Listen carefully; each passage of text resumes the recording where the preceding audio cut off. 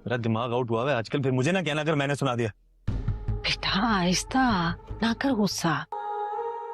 कल रात से नोट कर रहा हूँ, बहुत ज्यादा बोलने लगी हो। असफन को ठुकरा कर मुझसे बहुत बड़ी गलती हुई है। मैं अपनी इस गलती को सुधारने के लिए पूरी तरह तैयार हूँ। अब तो मैं अपनी बेटी की हर ख्वाहिश को दिलो जान से पूरा करूंगा। शादी से पहले तक तो तुम इतना नहीं बोलती थी।